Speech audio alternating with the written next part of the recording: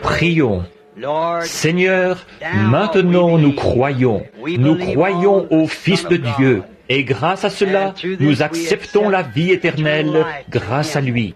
Maintenant, nous nous sommes de nouveau rassemblés cet après-midi ou ce soir pour une autre réunion, en comptant sur toi pour le message et pour ce que tu auras à nous dire ce soir. Nous croyons en toi, Seigneur, et nous nous attendons à toi. Tu as dit, ceux qui s'attendent à l'Éternel renouvelleront leur force. Ils s'élèveront avec des ailes, comme un aigle. Nous te prions, ô Dieu, de nous donner cette puissance qui nous élèvera ce soir, alors que nous nous attendons à toi. Nous te remercions pour ces gens, et pour le prix qu'ils ont à tes yeux, et pour le prix qu'ils ont à mes yeux. Je t'en remercie, Père. Ils sont tes joyaux. Et je te prie, ô Dieu, ce soir, de te manifester à eux selon leurs besoins. S'il y a des malades ici, qu'ils soient guéris. S'il y a un doute dans la pensée de quelqu'un, efface-le, Seigneur, et accorde-nous simplement ta présence et tes bénédictions, parce que nous en avons besoin, Seigneur. Tu es celui qui nous suffit entièrement. Et sans toi, nous ne pouvons rien faire. Nous te prions de recevoir nos actions de grâce pour tout ce que tu as fait. Au nom de Jésus-Christ, nous attendons avec impatience tes bénédictions. Amen. Vous pouvez vous asseoir. Eh bien, ce dimanche soir, c'est un tantinet plus frais ici que ça l'était dimanche soir passé. Nous sommes très reconnaissants à nos frères qui ont travaillé si fidèlement à cette installation. Je connais 2 ou 3 d'entre eux. Frère Mike Egan, que je vois au fond, frère Mike et frère Sothman. Frère, je crois, Roy Robertson et frère Woods et les autres. Ils sont venus travailler d'arrache-pied à essayer d'installer ça pour que nous puissions avoir ce message maintenant ou aujourd'hui. Alors, nous sommes reconnaissants. Maintenant, dimanche matin prochain, si le Seigneur le veut, je voudrais faire un service de guérison, de prière pour les malades. Nous le consacrerons à un service de guérison, si le Seigneur le veut. J'ai remarqué ce matin qu'il y avait un paquet de mouchoirs ici, et j'ai prié sur eux. Pendant que vous priez et que vous chantiez, j'ai prié sur les mouchoirs. Et là, il y en a d'autres ici ce soir. Donc nous croyons que Dieu guérit les malades. Il y a tant de glorieux témoignages de guérison parmi nous et partout dans le monde, et nous en sommes reconnaissants. Alors j'ai pensé, dimanche prochain, vu que je devrais m'absenter pour un petit bout de temps, et que nous nous en sommes beaucoup tenus à l'enseignement et du message, là, j'ai pensé qu'il serait bon pour nous de faire un service de guérison, de prier pour les malades. Et nous avons confiance que Dieu nous donnera des moments glorieux. Maintenant, beaucoup d'entre vous devront faire de nombreux milles en voiture ce soir. Aussi, je parlais à des groupes de personnes à la cafétéria Blue Boar aujourd'hui, où j'ai pris mon repas de midi. Bien des braves gens. J'ai eu l'occasion de leur serrer la main et de converser avec eux. Des gens dont je n'avais encore jamais fait la connaissance, qui viennent à l'église ici. Je suis reconnaissant pour des amis comme ceux-là, et je veux remercier chacun de vous sans exception. Certains ont cueilli des mûres et nous en ont apporté. Et quelqu'un nous a apporté un seau de sirop ou de mélasse. Je crois que c'est ça, et différentes choses. Vous ne savez pas combien cela me touche. Et le matin, quand je sors de la maison, parfois l'autre matin, il y avait un frère là qui était vraiment dans la misère. Il n'avait pas de vêtements ni rien. Il voulait que j'aille lui chercher des vêtements. En sortant, j'ai presque trébuché sur un seau de mûres qui se trouvait là. J'ai dit, « Avez-vous apporté ces mûres ?» Il a dit, « Non, je n'ai rien eu à voir là-dedans. J'étais ici avant l'aube et elles y étaient déjà. Et c'était mon bon frère Ruddle qui me les avait apportées. Et donc, ces choses-là, vraiment, j'apprécie. » Billy Paul vient de me mentionner il y a quelques instants qu'ils avaient ramassé une offrande dans l'auditoire ce soir. Je vous en remercie. Je ne voulais pas que vous fassiez ça. J'apprécie vraiment vos efforts et tout, mais ce n'était pas nécessaire. Mais que le Seigneur vous bénisse. Vous savez, la Bible dit, toutes les fois que vous avez fait ces choses au plus petit de ceux-ci, c'est à moi que vous les avez faites. Dernièrement, je vous ai parlé assez clairement du message. Certaines personnes pourraient avoir l'impression que je pense que Jésus va venir demain matin ou ce soir. Effectivement, je le pense. Je ne dis pas qu'il le fera. Et encore là, il se peut qu'il ne vienne pas avant la semaine prochaine.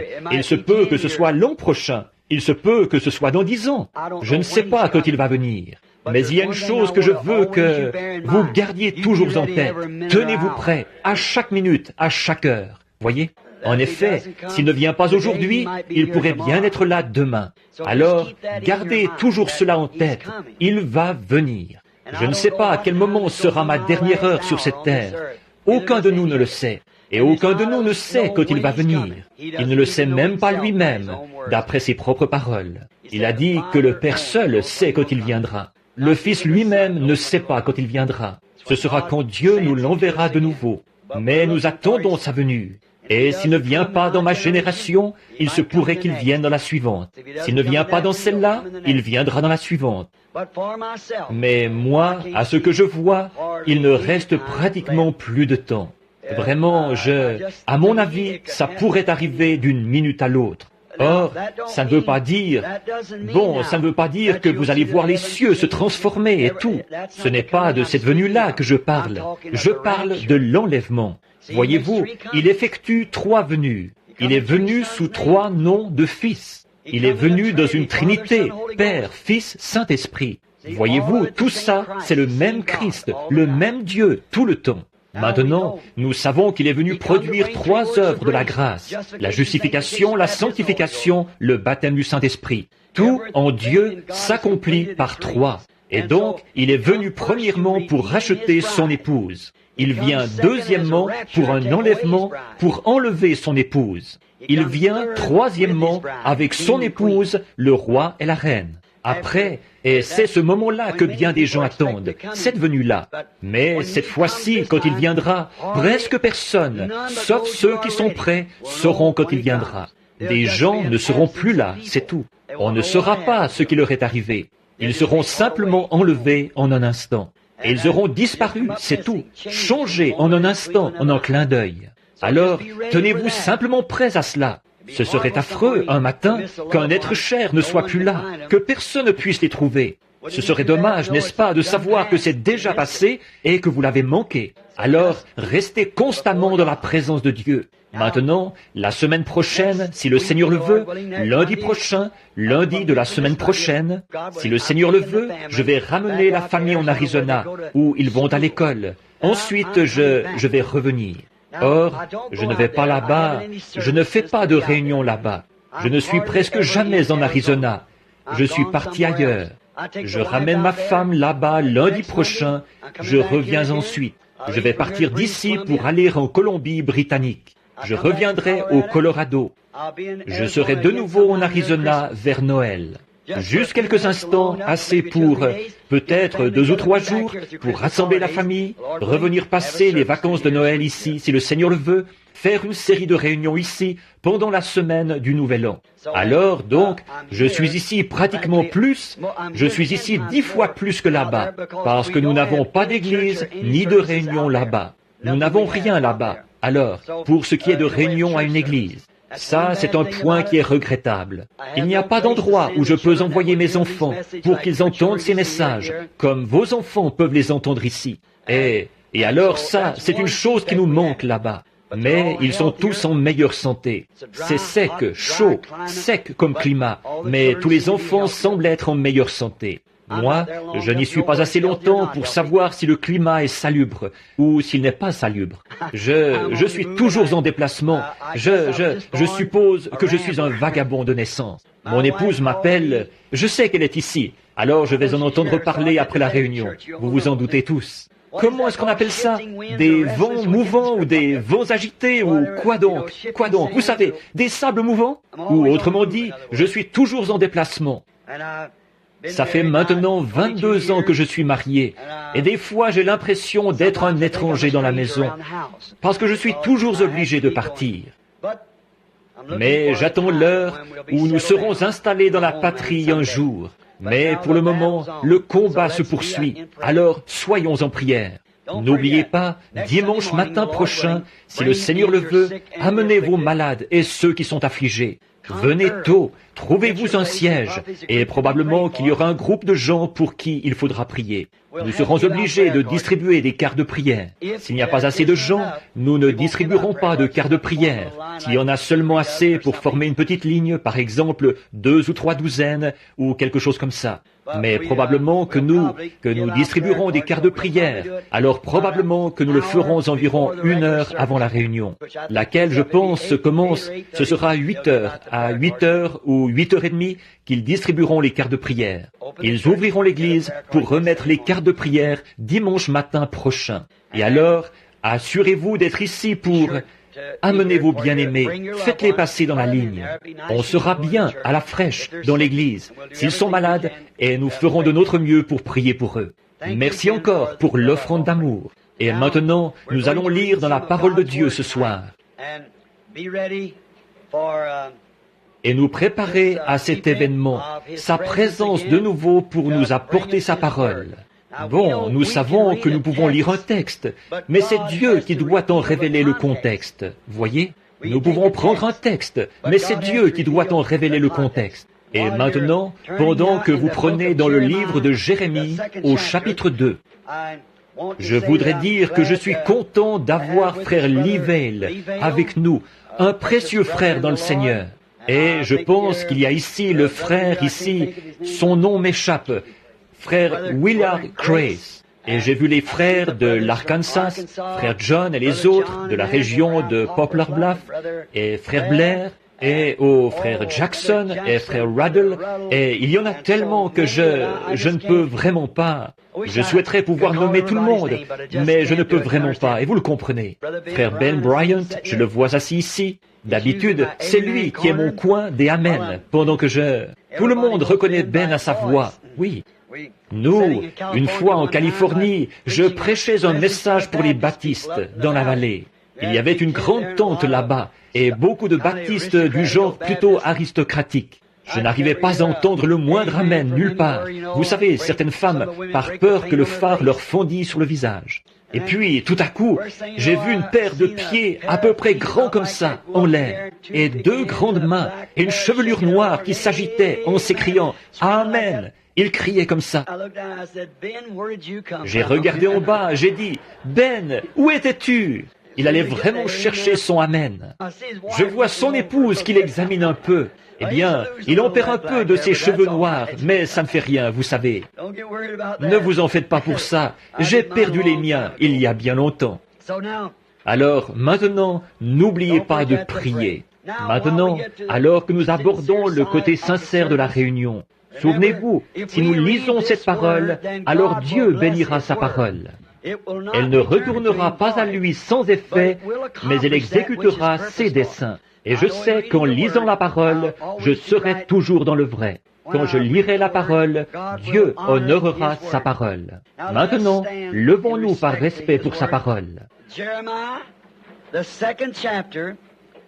Jérémie, chapitre 2, les versets 12 et 13 de Jérémie 2.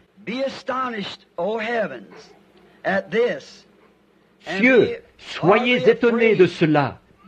Frémissez d'épouvante et d'horreur, dit l'Éternel, car mon peuple a commis un double péché. Ils m'ont abandonné, moi qui suis une source d'eau vive.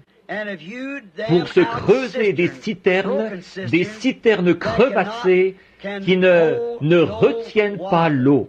Maintenant, courbons la tête. Dieu bien-aimé, ta parole a été lue. Nous te prions d'honorer cette parole et de nous en donner ce soir la parabole ou le parallèle. Alors que nous regardons à une époque passée, à Israël, qui ont servi d'exemple. En effet, la Bible nous enseigne que nous pouvons voir comment tu les as traités quand ils ont obéi à la parole, voir comment tu les as traités quand ils ont désobéi à la parole, et apprendre ce que nous devons faire. Donc, nous te prions de nous parler ce soir d'une manière toute spéciale, pour que nous sachions comment nous conduire en ce jour dont nous avons appris ce matin que nous y vivions. Car nous le demandons au nom de Jésus. Amen. Vous pouvez vous asseoir.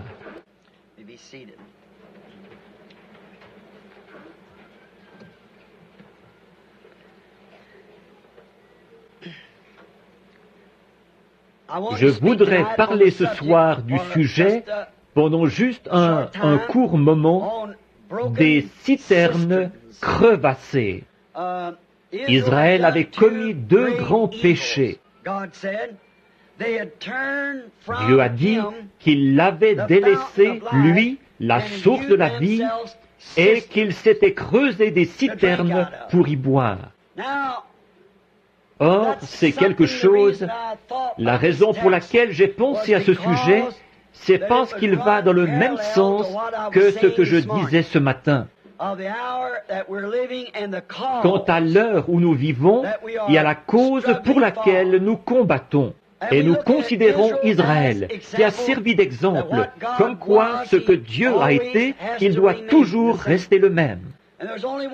Et il n'y a qu'une seule chose que Dieu ait jamais honorée, c'est le moyen auquel il avait pourvu pour les gens. Et quand ils se sont détournés de ce moyen-là, alors Dieu a été déshonoré, et Dieu a fait souffrir les gens pour s'être détournés de ce qu'il leur avait dicté, quoi que cela ait pu être. Il leur a même donné une loi, ne prends pas, ne touche pas, ne goûte pas. Ce n'était pas seulement parce que c'était mal de faire ces choses, mais c'était mal de désobéir à ce qu'il avait dicté. Et il y a toujours, il ne peut pas y avoir de loi sans qu'il y ait une sanction attachée à cette loi. En effet, s'il n'y a pas de sanction, alors la loi n'a pas beaucoup de poids. S'il n'y a pas de peine qui est attachée, la loi. Or, nous constatons que ce qu'ils avaient fait à cette époque-là semble soutenir le parallèle avec ce que nous faisons aujourd'hui, ce que les gens d'Église font. Maintenant, nous voyons une chose étrange ici. Certaines personnes peuvent trouver étrange qu'il ait dit, ils se sont creusés des citernes crevassées. Bon, peut-être que certains d'entre vous ne savent pas ce qu'est une citerne. Combien savent ce qu'est une citerne? Eh bien, la plupart d'entre vous. Si vous avez été élevé dans une ferme, vous savez ce qu'est une citerne. Je m'en souviens, j'ai vu assez d'insectes qui venaient de là-dedans pour savoir ce qu'est une citerne. J'ai prêché dans les campagnes éloignées, là, dans un bosquet. Il y avait un gros pichet rempli d'eau de citerne posé là, d'eau de pluie, vous savez. Et elle prenait un peu d'âge comme... Et puis les insectes, la nuit, se retrouvaient là-dedans. Donc, je sais ce que c'est que de l'eau de citerne. Une citerne, c'est un endroit, quelque chose qu'on creuse dans le sol pour remplacer un puits. Les gens qui n'ont pas de puits, alors ils s'installent une citerne. Autrement dit, une citerne, c'est un réservoir fait de main d'homme, ou un puits fait de main d'homme dans le sol, que l'homme creuse pour recueillir l'eau, pour l'utiliser. Certains vont l'utiliser comme eau pour se laver, certains vont l'utiliser comme eau potable, et de différentes façons peut-être. Autrefois, à certains moments, tout ce qu'on avait comme eau provenait d'une citerne. On avait une espèce de vieux machin qu'il fallait tourner pour remonter l'eau. Il y avait des petits seaux attachés à ça pour puiser l'eau de la citerne. Eh bien, nous remarquons une chose au sujet de la citerne, qui la distingue du puits. Bon, la citerne, à un moment donné, elle sera à sec. La citerne ne peut pas se remplir toute seule. Elle n'est pas fiable. On ne peut pas se fier à une citerne. Elle doit dépendre et compter sur les pluies qui tombent pendant l'été ou pendant l'hiver, selon le cas D'habitude, c'est pendant l'hiver, quand il y a de la neige et de la pluie. C'est ce qui amène de l'eau dans la citerne. Et si elle ne recueille pas cette eau-là, alors vous n'avez pas d'eau. Ça sèche. Elle ne peut pas se remplir toute seule. La vieille citerne ne peut pas se remplir toute seule. Elle se remplit grâce aux pluies qui tombent. Et je voudrais vous faire remarquer une autre chose au sujet de la citerne. D'habitude, on trouve, du moins c'était comme ça chez nous, la citerne, d'habitude l'étable est à peu près 2 fois plus grande que la maison. Alors d'habitude l'eau, ils l'amènent dans la citerne en la faisant descendre de l'étable. Je m'en souviens bien de la vieille citerne là-bas, quand les tuyaux d'écoulement faisaient descendre tout ça là-dedans, que ça descendait de l'étable. C'est de ce qui coule de l'étable qu'elle se remplit. Et donc l'eau est amenée du toit de l'étable, avec tous les animaux qui piétinent partout dans la cour de l'étable, et toute la saleté de la basse-cour qui se dépose sur le toit de l'étable, par temps sec. Ensuite, l'eau vient emporter tout ça, le faire descendre du toit dans une gouttière qui est faite de main d'homme, et de là dans un tuyau de descente fait de main d'homme, et de là dans une citerne faite de main d'homme. Si vous n'avez pas un beau gâchis, je ne sais pas ce que vous avez quand vous avez une citerne. Oui, monsieur. Tout ça, c'est fait de main d'homme, et c'est sale au possible. Vous savez, autrefois, on avait un chiffon qui servait de filtre sur la citerne. Avez-vous déjà connu ça? Il fallait mettre là-dessus un chiffon qui servait de filtre pour retenir tous les insectes et tout ce qui provenait du toit de l'étable et d'un peu partout autour, et qui passait d'ici à là pour se jeter dans la citerne. Donc, on mettait là-dessus un chiffon qui servait de filtre pour retenir toute la crasse et tout ce qu'on pouvait. Évidemment, ça ne retenait pas la vraie saleté, ça ne retenait que les gros missiles qui atterrissaient là-dedans en tombant. L'insecte pouvait tomber dedans, mais le jus de l'insecte, lui, il continuait à descendre avec l'eau. Alors vous aviez vraiment tout un gâchis quand vous aviez une vieille citerne sale. Au bout de quelques jours, quand on laisse l'eau là-dedans, elle devient stagnante. Quand on laisse l'eau dans la citerne, elle devient stagnante. Et ça se remplit de grenouilles, de lézards et de serpents. Nous, on appelait ça des têtards. Des tout petits, je ne sais pas si, ce ne sont pas des parasites, je ne sais pas comment vous appelleriez ça, mais c'est quelque chose qui se retrouve dans l'eau qu'on appelait des têtards. Vous savez ce que c'est? Combien savent de quoi je parle? Oh, mais bien sûr, vous, les compagnards, vous le savez tous. La stagnation s'installe partout là-dedans, et alors, ces amateurs de stagnation viennent avec. En fait, c'est à cause de la stagnation qu'ils se retrouvent là. C'est à cause de la stagnation, c'est ce qui attire l'animal qui aime les choses stagnantes. Cela ressemble vraiment beaucoup à nos églises d'aujourd'hui. Je pense que nous avons abandonné un des grands péchés que l'Église a commis aujourd'hui, exactement comme Israël à l'époque. Ils l'ont abandonné, lui, la source d'eau vive, et ils se sont creusés des citernes faites de main d'homme. Et celles-ci sont devenues une habitation de tout ce qui aime cette sorte d'eau-là. Les lézards, les grenouilles et toutes sortes de germes malpropres y vivent, parce que c'est un réservoir fait de main d'homme. Et ces choses-là habitent dans ce réservoir, un exemple parfait de nos dénominations d'aujourd'hui. Maintenant, vous dites, « Frère Branham, pourquoi attaquez-vous si vivement ces gens-là? On devrait attaquer ça. » Il faut attaquer ça. Fuyez la chose, parce qu'elle va finir par former la marque de la bête. Souvenez-vous, c'est la vérité. Ce sera la marque de la bête. La dénomination conduira tout droit à cela. C'est en voie d'en arriver là maintenant, à une contrainte par un pouvoir. Considérez l'ancien empire romain. Voilà précisément ce qui les a conduits à cette marque de l'apostasie. Vous avez vu que personne ne pouvait acheter ni vendre sans avoir la marque de la bête. Il fallait l'avoir. Il y aura seulement 2 catégories de gens sur terre. Ceux qui auront le sceau de Dieu et ceux qui auront la marque de la bête. Seulement 2 catégories.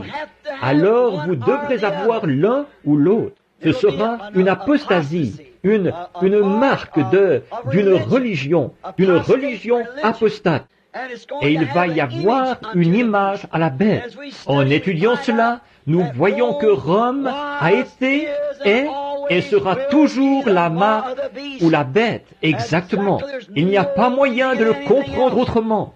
Rome, Et qu'est-ce que Rome a fait? Elle est passée de la Rome païenne à la Rome papale et a organisé un système universel où tous étaient contraints d'adhérer à cette religion-là, sans quoi ils étaient mis à mort. Et c'est étrange de voir que les États-Unis entrent en scène, et ils sont comme un agneau, et un agneau avec deux petites cornes, les droits civils et ecclésiastiques. Et au bout d'un moment, alors qu'il avait été un agneau, nous voyons qu'ensuite il parlait comme un dragon, et qu'il exerçait toute l'autorité que le dragon avait eue avant lui. Et la Bible nous dit qu'il disait, faisons une image à la bête. Une image, c'est quelque chose qui est semblable à quelque chose d'autre. Et nous pouvons le voir en ce moment, que l'Église, dans son état d'apostasie, est en train de former le Conseil mondial des Églises, qui est l'image de l'autorité de Rome. Elle va exercer sur les gens la même contrainte que la Rome païenne ou que la Rome papale avait exercée. Donc, il n'y a pas d'autre moyen, rien d'autre, mais c'est la vérité. Et c'est pour ça que je m'y attaque, dans mon âge, dans mon temps. C'est parce qu'il faut l'attaquer. L'appel a été lancé de sortir du milieu d'elle, mon peuple, afin que vous ne participiez point à ses péchés. Donc, je compare cela à ces citernes sales, souillées. Il est la source de la vie. Il est l'eau vive. Et les hommes l'abandonnent pour se creuser des citernes qui ne peuvent recueillir que la saleté. C'est la seule chose qu'elles peuvent recueillir. Et c'est ce que fait le système dénominationnel. Il recueille tout ce qui se présente et qui veut adhérer. Ils sont prêts à l'accepter pourvu qu'il ait de l'argent ou qu'ils s'habillent d'une certaine manière. Peu importe qui ils sont, d'où ils viennent, ils les acceptent quand même. Maintenant, nous voyons aussi que cette marque de la bête qui a été formée ici, l'Amérique, son nombre, c'est 13. Elle est née avec 13 colonies. Elle avait un drapeau avec 13 étoiles, 13 bandes. Et elle apparaît même au chapitre 13 de l'Apocalypse. Et en Amérique, nos pièces de monnaie ont toujours porté l'effigie d'une femme. Même la tête d'Indien sur nos pièces d'un cent, c'est le profil d'une femme. Nous le savons, nous connaissons l'histoire là-dessus. Tout, la cloche de la liberté et tout le reste, la liberté, statue de la liberté, tout, c'est une femme. Une femme, le nombre 13. Voyez? Or, c'est beau de voir ces choses-là. Et maintenant, j'ai prédit par une révélation de Dieu ou une vision en 1933 que ces choses allaient se produire avant le temps de la fin. Et l'une d'elles, là, c'était que Mussolini, qui à l'époque était en train d'instaurer sa dictature, il allait instaurer sa dictature. Et il allait aussi envahir l'Éthiopie, il irait là-bas et il s'emparerait de l'Éthiopie. Et l'Esprit, il a dit, il tombera sous sa coupe. Je me demande s'il reste encore des vétérans dans le tabernacle qui se souviennent que j'avais dit ça à la salle Redmond là, que t'on prêchait il y a bien des années. Y aurait-il une personne dans le bâtiment ce soir qui resterait de ceux qui y étaient à la vieille salle Redmond que j'avais prêché ça? Quand il y a eu le NR, il y a longtemps, à l'époque où Roosevelt en était à son premier mandat. Il n'y a pas une seule personne ici, je suppose. Y aurait-il quelqu'un? Oui, une personne. Il y en a une. Oui, Madame Wilson, je me souviens d'elle. Mon épouse, assise au fond. Il en reste 2 de la vieille génération de ceux qui étaient là à l'époque. Quand il disait que le NRA, là, c'était la marque de la bête, j'ai dit, rien à voir, pas du tout. La marque de la bête ne vient pas d'ici, elle vient de Rome.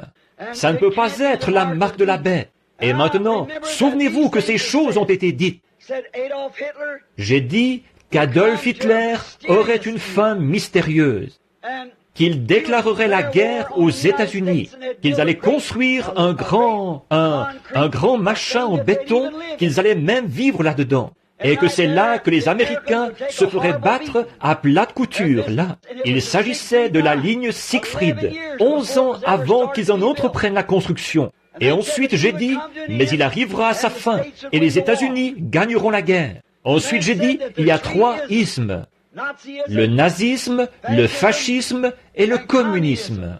Et j'ai dit, ils finiront tous dans le communisme. La Russie va tout absorber dans le communisme.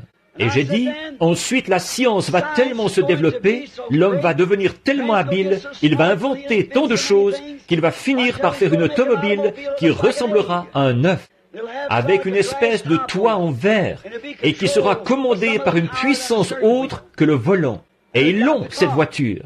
Et j'ai dit, ensuite, les mœurs des femmes de chez nous vont se relâcher. Elles vont commettre des choses tellement dégradantes qu'elles seront en disgrâce auprès de toutes les nations. Elles porteront des vêtements d'hommes. Elles se dévêtiront toujours plus jusqu'à ce qu'en fait, elles en viennent à n'avoir que leurs sous-vêtements, comme sur elles, c'est tout. Elles finiront par porter seulement une feuille de figuier. Et si vous remarquez dans le magazine Life du mois passé, il y avait cette femme qui portait des feuilles de figuier. Et ça, c'est la nouvelle tenue de soirée, ou robe du soir, ce qu'on porte le soir. C'est transparent, on peut voir au travers. Il n'y a que les feuilles de figuier qui cachent une certaine partie de son corps. Avec des maillots de bain sans bretelles, ou bretelles qui n'ont pas de bretelles. Le haut laisse le corps découvert. Et ces choses-là se sont effectivement produites. Ensuite, j'ai dit, j'ai vu une femme s'élever aux États-Unis comme une grande reine ou quelque chose comme ça. Et elle était belle à voir, mais elle avait le cœur mauvais. Et elle a entraîné la nation qui s'est retrouvée sous sa coupe. Ensuite, j'ai dit, finalement, il m'a dit de regarder de nouveau vers l'Est. Et à ce moment-là, j'ai vu, on aurait dit que le monde avait explosé. Tout ce qu'il y avait à perte de vue, c'était des bouts de bois et des rochers fumants qui avaient été projetés de la terre sous le coup de l'explosion. Et ces choses-là devaient se produire avant la fin du monde.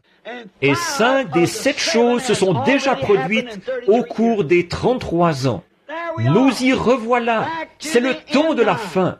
Et déjà, à cette époque, je parlais contre le système dénominationnel.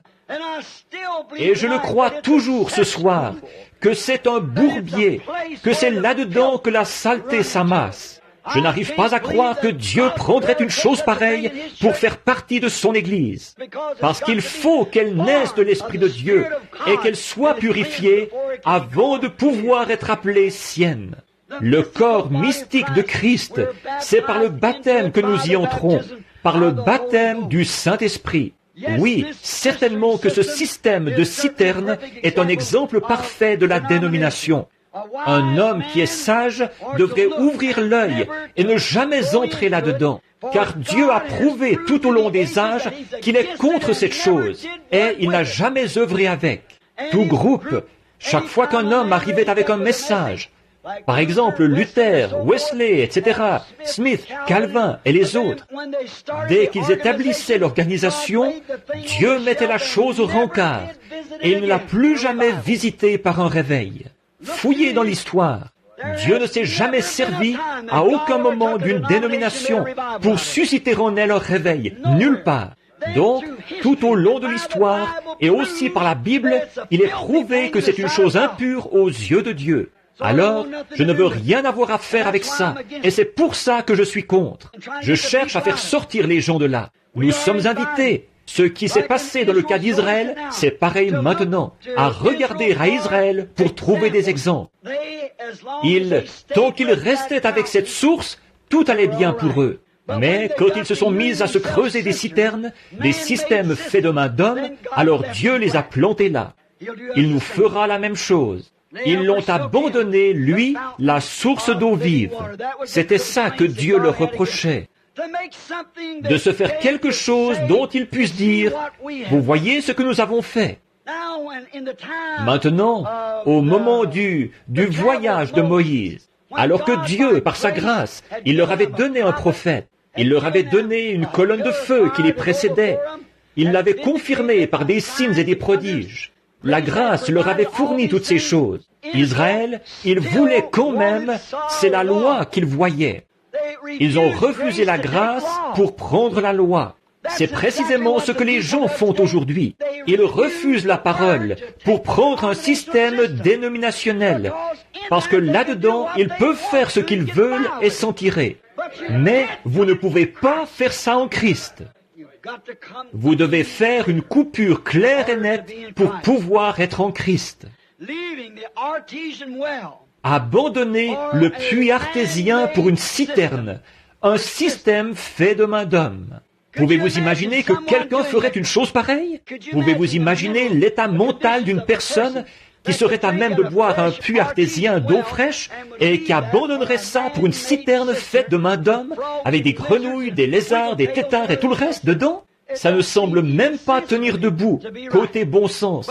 Mais c'est précisément ça que les gens ont fait. Ils ont abandonné la parole, la véritable source de Dieu et de sa puissance, pour boire à des citernes et pour se faire des citernes. Ce qu'ils avaient fait à l'époque, ils ont fait la même chose aujourd'hui. Ils disent, il a dit, ils m'ont abandonné. C'est ce qu'il a dit ici dans Jérémie 2, 14 ou 13 plutôt. Il a dit, ils m'ont abandonné, moi, la source d'eau vive. Maintenant, nous voyons ce qu'est une citerne. Nous voyons ce qu'elle recueille. Nous voyons comment elle est construite. C'est quelque chose qui est fait de main d'homme, qui vient d'un toit sale. L'eau qui descend, elle tombe sur un toit sale. Elle ne fait qu'emporter ce qu'il y a sur le toit. Le faire passer dans une gouttière faite de main d'homme, dans un tuyau de descente fait de main d'homme, jusque dans un réservoir fait de main d'homme. Et toute la saleté s'accumule là-dedans. Et les microbes, les lézards, les grenouilles, et tout ce qu'il y a dans la contrée, ils aiment ça. Et remarquez, ce sont les animaux impurs, des têtards de la stagnation. Un têtard ne peut pas vivre dans l'eau claire. S'il le faisait, ça le tuerait. Il faut qu'il soit dans la stagnation. C'est comme ça avec beaucoup de ces parasites d'aujourd'hui. Vous ne pouvez pas vivre dans l'eau fraîche du Saint-Esprit. C'est pour cette raison qu'ils s'opposent si fermement à la parole et qu'ils disent « Elle se contredit ». Tout ça, ça ne vaut rien. C'est parce qu'il leur faut une espèce de bassin d'eau stagnante pour y frétiller. Exact. Et c'est pareil avec les grenouilles, et avec les lézards, et avec les têtards, et ce qu'il y a dans le genre. Pour vivre, il faut qu'ils se retrouvent dans un marais ou un bassin d'eau stagnante, car leur nature, c'est d'y vivre. Et on ne peut pas changer l'animal tant qu'on n'a pas changé sa nature. De même, vous ne pouvez pas amener un homme à voir la parole de Dieu tant que sa nature n'a pas été changée. Et quand sa nature est changée, qu'il passe de ce qu'il est à un fils de Dieu et que le Saint-Esprit entre en lui, le Saint-Esprit a écrit la parole de Dieu. Aujourd'hui, je parlais à mon bon ami, le docteur Lee Vail, qui est présent en ce moment. C'est tout un théologien. Alors d'habitude, nous avons de très bonnes discussions sur l'Écriture, très intelligents. Une fois, il me demandait mon avis sur le signe initial du Saint-Esprit. Est-ce que c'était le parler en langue? Ça, c'était il y a bien des années. Non, je ne peux pas voir ça. Il a dit, moi non plus. Il a dit, pourtant, c'est ce qui m'a été enseigné. Il a dit, d'après vous, qu'est-ce qui en serait une preuve? J'ai dit, la preuve la plus parfaite, à mon avis, c'est l'amour. Nous nous sommes mis à parler de ça. Et alors, j'ai trouvé que ça semblait être assez juste. Donc, je m'en suis tenu à ça. Si un homme a l'amour. Mais un jour, le Seigneur, par une vision, m'a corrigé. Et il a dit que la preuve qu'on a l'esprit, c'est ceux qui peuvent recevoir la parole. Ni l'amour, ni le parler en langue, mais c'est de recevoir la parole. Et alors, le docteur Vail me disait que c'est scripturaire. Il disait, parce que dans Jean 14, Jésus a dit, quand lui, le Saint-Esprit, sera venu sur vous, il vous révélera les choses que je vous ai enseignées et il vous annoncera les choses à venir. Alors voilà la vraie preuve du Saint-Esprit. Il ne m'a encore jamais rien dit qui soit faux. Alors, c'est la preuve du Saint-Esprit. C'est celui qui peut croire la parole. Si vous pouvez la recevoir. En effet, Jésus n'a jamais dit, quand le Saint-Esprit sera venu, vous parlerez en langue. Il n'a jamais dit que, quand le Saint-Esprit serait venu, vous feriez aucune de ces choses-là. Mais il a dit, il prendra ces choses qui sont à moi, et il vous les annoncera. Et il vous annoncera les choses à venir. Alors, voilà la vraie preuve du Saint-Esprit, selon Jésus lui-même. toutes ces sensations et tout ce que les gens ont et dont ils se nourrissent encore. Vous pouvez voir pourquoi ils font ça. Voyez-vous, cela devient une dénomination ou un bassin d'eau stagnante. Et aucune dénomination ne sera jamais construite sur la parfaite parole de Dieu. C'est impossible, parce qu'on ne peut pas faire de Dieu une nomination ou une dénomination. Non, monsieur. En voici la raison. Prenez un groupe d'hommes qui peuvent croire la parole, qu'ils commencent une organisation. Tout à coup, au bout d'un an, il y a une bande de Ricky là-dedans à qui on ne peut pas faire entendre raison. C'est eux qui ont l'emprise et on ne peut rien y faire. Ce n'est pas le système de Dieu. Non, alors nous savons que cette chose-là, c'est hors de question. Ça devient une citerne. Ça devient un endroit où chacun fait des compromis sur ceci, cela ou autre chose, pour pouvoir intégrer des membres ou pour que les gens puissent y entrer. Nous voyons que ce système a commencé à un certain moment, du temps des Israélites, quand ils creusaient ces citernes. Il y avait un homme et un groupe de pharisiens qui avaient creusé des citernes. Ils avaient un homme du nom d'Hérode, qui était le proclamateur, qui gouvernait l'État. Et il est venu écouter parler un homme qui ne perdait pas son temps avec leur dénomination. C'était un prophète. Et aucun prophète n'a jamais rien eu à voir dans une dénomination. Au contraire, il haïssait cela. Ce prophète s'est mis à dire, « Ne vous mettez pas à dire en vous-même, nous avons Abraham pour père, car je vous déclare que de ces pierres, Dieu peut susciter des enfants à Abraham. » Ils avaient envoyé un dignitaire pour qu'il vienne l'écouter. Et ce dignitaire avait ôté sa femme à son frère et il l'avait épousée. Et qu'est-ce que cet homme est venu lui dire en face? On pensait qu'il allait faire des compromis et qu'il dirait, « Allons, monsieur, prenez donc un bon siège ici. Et vous devriez, je suis si content que vous soyez venu m'écouter aujourd'hui. » Jean est allé le voir et il lui a dit en face, il ne t'est pas permis de la voir. La toute première chose qu'il a dite, il l'a réprimandé à cause de son péché. Voyez-vous, les dénominations produisent des bassins d'eau stagnante où les hommes peuvent vivre avec des femmes. Et ces femmes peuvent faire n'importe quoi, se couper les cheveux, porter des shorts et tout le reste, et se dire chrétiennes. Mais une véritable source, alléluia, de la puissance de Dieu, ça ne pourra pas demeurer là, parce qu'elle va pousser tout cela dehors. Je suis la source d'eau vive. Ils m'ont abandonné pour se creuser des citernes. Or, une source d'eau vive, nous voyons, une source d'eau vive, qu'est-ce que c'est? Maintenant que nous avons vu ce qu'est la citerne, une source d'eau vive, qu'est-ce que c'est? C'est un puits artésien. Un puits artésien, qu'est-ce que c'est, frère Branham? C'est un puits dont la source est toujours souterraine et qui fait jaillir son eau. Il coule tout le temps. Il se suffit à lui-même. C'est toujours frais et pur. Un puits artésien, une source d'eau vive. Ce n'est pas mort et en stagnation, c'est vivant. C'est toujours en changement, produisant quelque chose de neuf tout le temps. Avançant, puisant dans ses ressources. Il puise ses ressources au fond de lui-même. Et c'est, encore là, une source d'eau vive jaillissante. Il se nettoie tout seul. C'est de l'eau propre, pure, propre. Il se suffit à lui-même. On n'a pas besoin d'attendre que les pluies remplissent son réservoir. Il bouillonne tout le temps. Il donne son eau gratuitement. On n'a pas besoin de le pomper, de le remonter, de le tordre ou d'y adhérer. C'est une source d'eau vive, tout simplement. Vous savez, prenez ces vieilles citernes. Il faut tourner et tourner et tourner la manivelle et pomper et tout pour faire sortir un peu de cette eau stagnante de là. Mais une source d'eau vive, elle va donner gratuitement, sans pomper, sans y adhérer, ni rien d'autre. Oh, je suis content que cette source-là existe. Oui, monsieur. Il n'a pas besoin d'avoir une passoire dessus pour en retirer les parasites. En effet, il vient de tellement profond, en dessous, là, dans le roc, qu'il n'y a aucun parasite là. Il n'est pas obligé d'avoir le chiffon de l'instruction sur lui. C'est exact. Quelques systèmes mondains de sagesse dénominationnelle, faits de main d'homme, pour vous dire devant un psychiatre si vous êtes en état de prêcher ou pas.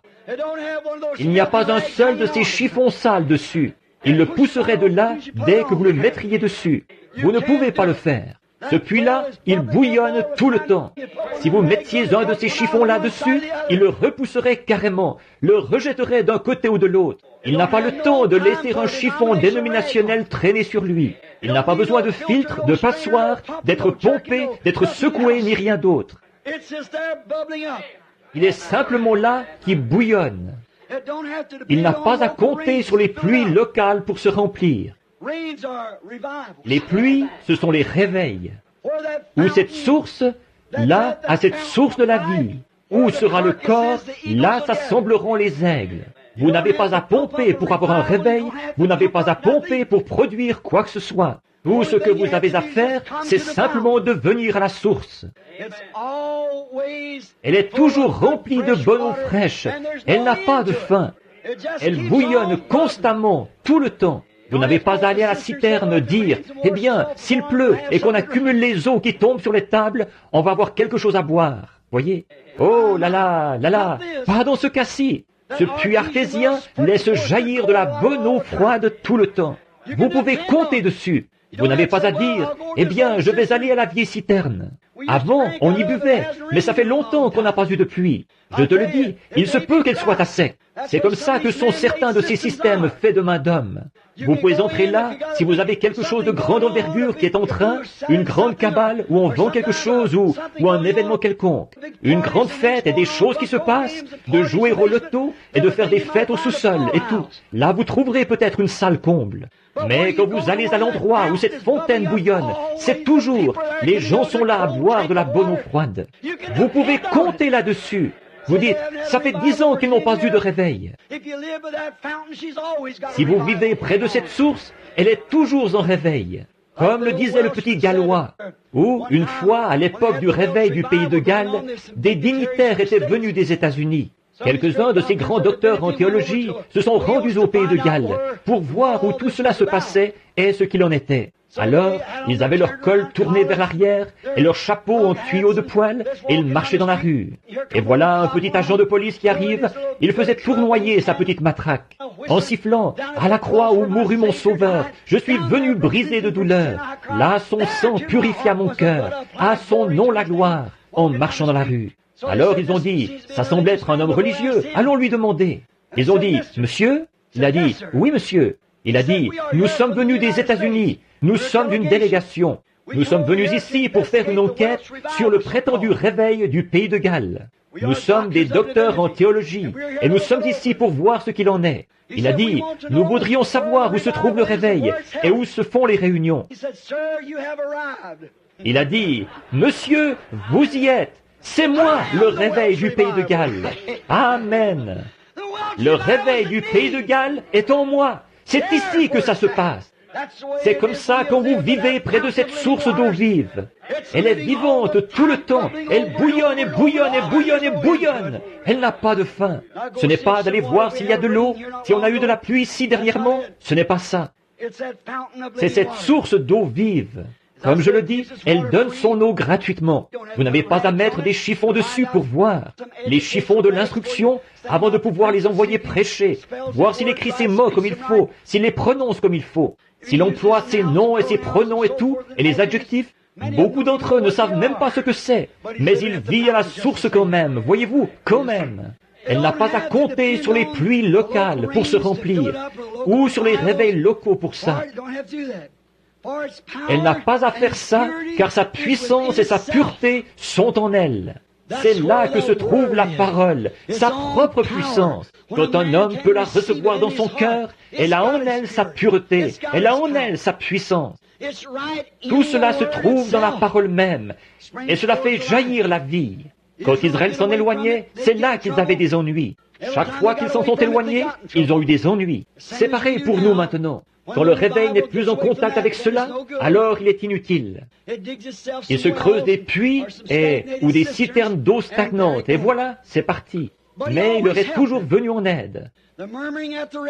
Les murmures à la mer Rouge, là, quand ils ont murmuré, pourtant, malgré tout ça, il avait promis, il leur avait fait une promesse. Il aurait dû les faire retourner là-bas tout de suite, selon notre façon de voir à nous, mais il avait promis de les emmener de l'autre côté. Qu'est-ce qu'il a fait? Aux enfants d'Israël, il leur a fourni la colonne de feu et tout, comme confirmation, leurs prophètes. Et ils les ont conduits là-bas jusqu'à la mer. Et il y a toujours des ennuis qui se présentent pour s'opposer à cela. Et là, Pharaon est arrivé avec son armée. Et savez-vous ce que Dieu a fait? Il a simplement ouvert cette citerne rouge d'eau stagnante. La mer morte, c'est la chose la plus morte du monde. Elle est vraiment morte, elle est stagnante, rien ne peut y vivre. Et il l'a ouverte et il les a mis en liberté de l'autre côté. Il les a amenés là où ils n'auraient pas d'être liés par une chose pareille. Dans le désert, ils ont vu qu'ils ne pouvaient pas compter sur les réservoirs. Ceux-ci étaient à sec. Ils ont vu, ils allaient d'une mare à l'autre. Quand ils étaient dans le désert, ils mouraient de soif. Ils voulaient à boire.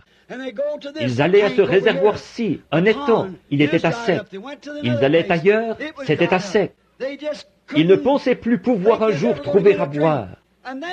Et alors, à l'endroit le plus invraisemblable de tout le désert, c'est là qu'ils ont trouvé l'eau. Elle était dans un rocher. Elle était dans un rocher. L'endroit le plus invraisemblable où un homme puisse trouver de l'eau, c'est bien dans un rocher sec au milieu d'un désert. Mais vous voyez, Dieu fait ce genre de choses, à l'endroit le plus invraisemblable, de la façon la plus inhabituelle. Ça s'est toujours passé comme ça. Ils pensent qu'il faut qu'on ait un grand rassemblement de dénominations. Ils se réunissent tous, que ça fourmille de gens et tout, que ça collabore par milliers et tout, comme ça, pour avoir un réveil. Parfois, Dieu va prendre le petit homme qui ne sait même pas son alphabet. Et au beau milieu d'un groupe de gens illettrés qui savent à peine distinguer leur droite de leur gauche, il peut susciter un réveil qui va secouer le monde. Il l'a fait à l'époque de Jean. Il l'a fait à l'époque des prophètes. Jamais aucun d'eux, pour autant que nous le sachions, n'a eu d'instruction. Mais Dieu pouvait s'emparer d'eux et accomplir quelque chose par eux. De ce rocher sont sorties les eaux. Il était le rocher. Et il a donné cet ordre. Le rocher devait être frappé. Et il a donné de l'eau pure, fraîche et propre, en abondance, à tous ceux qui ont accepté de boire. Il a sauvé tous ceux qui ont accepté d'y boire. Un parallèle parfait de Jean 3, 16. Dieu a tant aimé le monde qu'il a donné son Fils unique, que quiconque croit à lui ne périsse point, mais qu'il ait la vie éternelle. Dieu a frappé ce rocher au calvaire. Notre jugement est tombé sur lui, afin que de lui vienne l'esprit de vie, qui allait vous donner, à vous et à moi, la vie éternelle. C'en est une parabole parfaite, là, dans le désert. Ils n'ont jamais eu à tirer, à creuser, à pomper, ni rien, seulement avoir part gratuitement aux moyens qu'il avait fournis. Alors, ils n'avaient pas à sortir ça d'un étang, ils n'avaient pas à remonter ça dans un seau, ils n'avaient pas à avoir un treuil pour aller chercher ça. Tout ce qu'ils avaient à faire, c'est d'y avoir part. Et c'est tout ce qu'il faut maintenant. Vous n'avez pas à adhérer à quoi que ce soit. Vous n'avez pas à aller vous agenouiller à l'autel et fabriquer quelque chose, pomper quelque chose. Vous n'avez pas à répéter le même mot maintes et maintes fois jusqu'à ce que vous ayez un langage confus. Tout ce que vous avez à faire, c'est d'y avoir part, gratuitement, à lui, le moyen fourni par Dieu. Pas besoin de pomper, de pousser, ni rien. Il suffit d'en prendre, gratuitement. Vous n'avez pas besoin de faire quoi que ce soit, juste d'y prendre part. C'est-à-dire, juste de le croire. C'est tout ce que je peux dire là-dessus. Ils n'ont jamais rien eu à faire pour ça. Ils n'ont jamais eu à creuser pour l'obtenir. Ils n'ont jamais eu à s'agenouiller et pleurer toute la nuit pour l'obtenir. Ils y ont simplement eu part. Il avait été frappé et il était prêt. C'est exact. Je suis en train de regarder un homme qui est assis au fond de la salle ici. Je me rappelle lui avoir dit ça dans une vieille étable un jour près d'une mangeoire. Et il a dit, « Mais je ne vaux rien. » J'ai dit, « Je le sais. » Et j'ai dit, « Moi non plus d'ailleurs. » Mais j'ai dit, toi, tu regardes à ce que tu es. Arrête de regarder à ce que tu es et regarde à ce qu'il est, lui. Il a dit, si je pouvais seulement me débarrasser de ces cigarettes, frère Branham, je deviendrais un chrétien. J'ai dit, ne t'en débarrasse pas. Tu essaies de devenir bon pour ensuite venir à lui. Il n'est pas du tout venu sauver des hommes bons. Il est venu sauver des hommes mauvais qui savaient qu'ils étaient mauvais. Il a dit, eh bien, j'ai dit, écoute, tu ne veux pas aller en enfer, n'est-ce pas? Il a dit, non. J'ai dit, eh bien, tu n'es pas obligé d'y aller. Il est mort pour que tu ne sois pas obligé d'y aller. Il a dit, qu'est-ce que je dois faire? J'ai dit, rien. C'est aussi simple que ça. Il a dit, mais si je pouvais un jour, te voilà reparti avec ta cigarette. Arrête de penser à la cigarette. Souviens-toi de ceci. Pense à lui, à ce qu'il a fait, à ce qu'il est. pas à ce que tu es. Tu ne vaux rien, tu n'as jamais rien valu et tu ne vaudras jamais rien. Mais ce que lui, il est, c'est lui qui compte. Et j'ai dit, alors la seule et unique chose que tu as à faire, s'il a pris ta place là-bas, tu n'as qu'à accepter spontanément ce qu'il a fait. Tout ce que tu as à faire, c'est de l'accepter, c'est tout. Mais il a dit, c'est simple ça, je vais le faire. J'ai dit, le ruisseau est ici. Voyez, je l'ai amené ici et je l'ai baptisé au nom de Jésus-Christ. Des gens de sa famille sont assis ici et je sais qu'ils avaient trouvé ça drôle que j'ai fait ça, mais je savais ce que je faisais. J'avais vu quelque chose d'authentique dans cet homme. Je pouvais voir que c'était là. Alors je l'ai amené et je l'ai baptisé au nom du Seigneur Jésus. Et à ce moment-là, pas longtemps après, je suis allé chez son fils. Nous avons eu une vision d'un arbre qui s'était cassé à un certain endroit, et l'homme était tombé. Il s'était presque cassé la colonne vertébrale. On l'a transporté à l'hôpital. Et cette nuit-là, le Seigneur m'a révélé que la cigarette s'était terminée. Alors, le lendemain, il voulait des cigarettes. J'ai dit, je vais lui en acheter une cartouche et je vais la lui apporter. Regardez bien, vous allez voir, les jours de la cigarette, pour lui, c'est terminé. Il n'en a plus jamais fumé une seule depuis, et n'en a plus jamais voulu une seule depuis. Dieu! Voyez-vous, la première chose que vous devez faire, c'est de venir à cette source. Vous devez venir à cette eau, vous rendre compte que vous ne pouvez rien faire. C'est ce qu'il a fait pour vous qui compte. Vous n'avez pas à creuser, vous n'avez pas à pomper, vous n'avez pas à abandonner ceci, vous n'avez pas à abandonner cela. La seule chose que vous avez à faire, c'est de vous rendre là et de boire. C'est tout. Si vous avez soif, buvez. Donc, il était le rocher. Dieu l'a frappé pour nous et il a donné de l'eau pure, propre, en abondance. Il le fait encore aujourd'hui pour tous ceux qui acceptent de croire. C'est sa grâce, bien sûr, pour son peuple, nous. Il y a là quelque chose de semblable aux gens d'aujourd'hui. Ils sont prêts à prendre ce qu'ils peuvent obtenir, mais ils ne veulent rendre aucun service en retour. Israël était prêt à boire au rocher, là, mais il ne voulait pas rendre à Dieu le service qui lui était dû.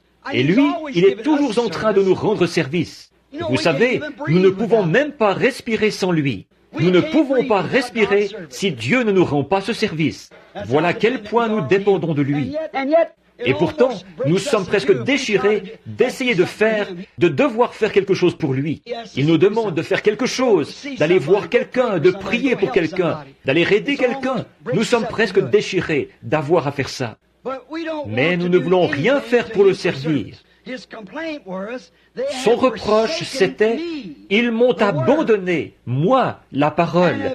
Ils ont accepté une citerne crevassée à ma place. Accepte, ils m'ont abandonné, moi, la source de la vie, la source de l'eau de la vie. Et ils désirent et ils préfèrent boire à une citerne d'eau stagnante. Pouvez-vous imaginer ça? Pouvez-vous imaginer une personne là, alors qu'il y a ici un puits artésien qui laisse jaillir cette belle eau calcaire, directement du cœur des rochers, là-bas dans les couches de sable et tout, froide et bonne au possible, et qui préférerait boire à une citerne là-bas de l'eau qui descend du toit de l'étable, des hangars et de tous les bâtiments extérieurs un peu partout, et c'est recueilli là, dans cette citerne, l'eau qui détrempe tout s'écoule de la grange, des étables et des stalles, et tout ça s'écoule pour se retrouver dans cette citerne. Et ensuite, nous boirions à ça plutôt que d'aller au puits artésien. Il y aurait quelque chose qui clocherait côté mental chez cette personne. C'est exact. Et quand un homme ou une femme est prêt à soutenir une dénomination qui permet de se couper les cheveux, de porter des shorts, le maquillage et toutes ces autres choses, et une espèce de petit programme et tout ce désordre, et où on peut aller au bowling et toutes ces absurdités-là, et qu'on tolère ça, et qu'ils aiment plus ces choses que la parole de Dieu à l'ancienne mode, qui coupe et qui taille, et qui transforme les femmes en dames, et qui les prend et les fait s'habiller comme il faut, et se conduire comme il faut, qui vous débarrasse de la cigarette et du tabac, et de jurer et de blasphémer, et de mentir et de voler, et qui enlève de vous tout ce qui est du monde, pour vous donner quelque chose qui est une satisfaction parfaite. Pourquoi un homme ou une femme se tournerait-il vers quelque chose comme ça pour y chercher une consolation? Comment pouvez-vous trouver une consolation là-dedans? Comment pouvez-vous boire de l'eau fraîche à une citerne d'eau stagnante? Pourquoi une personne? Si une personne allait à une citerne d'eau stagnante pour y boire, alors qu'il y a un puits artésien accessible, vous diriez, il a le cerveau dérangé, cet homme-là. De même, si une femme ou un homme va à un endroit pareil pour y chercher une consolation, il y a quelque chose qui cloche spirituellement chez cette personne-là. Ils ne veulent pas la parole. Cela montre que leur nature est encore celle d'une grenouille ou d'un tétard ou quelque chose. C'est exact. Quelque chose de cette nature-là qui aime ce bassin d'eau stagnante. Parce que ces choses-là ne vivront pas dans un bassin d'eau fraîche. Elles ne peuvent pas. C'est de l'eau fraîche. Elles ne peuvent pas. Donc, le reproche, c'était qu'ils l'avaient abandonné. Et aujourd'hui, ils ont fait la même chose. Maintenant, regardez la femme au puits. Eh bien, elle est arrivée à la citerne de Jacob. Et c'est là qu'elle allait puiser son eau, depuis toujours, à la citerne de Jacob. Mais la citerne de Jacob, la dénomination, ce qu'on l'appellerait, parce qu'il en avait creusé 3, et celle-là, ce n'était une qu'il avait creusée. Or, cette femme, elle avait de grandes choses à raconter. Elle a dit, « Bon, notre père a creusé ce puits, Jacob. Il y a bu, et ses troupeaux y ont bu, et tout. N'est-ce pas suffisant ?» Il a dit, « Mais l'eau que tu y puises, tu as encore soif. Tu dois revenir ici en chercher. » Mais il a dit, « L'eau que je te donne, c'est une source, un geyser qui jaillit de l'intérieur. Et tu ne viens pas ici en chercher. Elle est là avec toi. » Remarquez, mais quand elle a découvert qu'une source scripturaire lui avait parlé, par un signe scripturaire qu'elle attendait, elle a quitté ce système dénominationnel de Jacob et elle n'y est plus jamais retournée, parce qu'elle avait trouvé le vrai rocher. Voyez, elle est allée à la ville en courant. Pour elle, le péché c'était fini. Elle n'était plus une femme impure. Elle a dit, « Venez voir qui j'ai trouvé, un homme qui m'a dit ce que j'ai fait. Ne serait-ce point le Christ ?» Elle, cette citerne, elle avait peut-être fait l'affaire, elle avait eu son utilité. Maintenant, elle était venue à la source véritable. La citerne avait fait l'affaire jusqu'à ce que la source véritable soit ouverte. Mais quand la source véritable est arrivée, la citerne a perdu sa vigueur. Cette femme a découvert qu'il y avait un endroit meilleur où boire. Et il y a un endroit meilleur. Il y a un endroit meilleur et c'est en Christ. Dans Jean 7, 37 et 38, Jésus a dit, le dernier jour de la fête des tabernacles, « Si quelqu'un a soif, qu'il vienne à moi et qu'il boive. » Ils se réjouissaient tous. Ils avaient un petit jet d'eau qui sortait de sous l'autel et là, ils y buvaient tous pour célébrer la fête. Et ils disaient, nos pères ont bu au rocher spirituel dans le désert.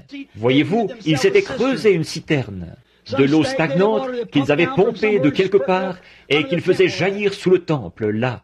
Et ils se rassemblaient tous autour de cette eau, ils en buvaient et ils disaient, il y a bien des années, nos pères ont bu dans le désert.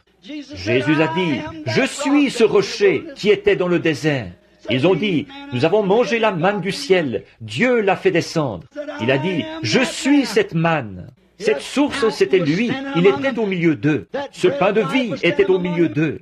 Et malgré tout ça, ils n'en ont pas voulu. Ils préféraient avoir leur citerne. Parce que l'homme avait construit celle-ci et Dieu avait envoyé celle-là. Voilà précisément la différence. Il s'était creusé des citernes. Il a dit, si quelqu'un a soif, qu'il vienne à moi et qu'il boive. Il est cette source. Et comme dit l'Écriture, des fleuves d'eau vive couleront de son sein. Oh, il est ce puits artésien. Des fleuves d'eau vive couleront de son sein ou du plus profond de son être.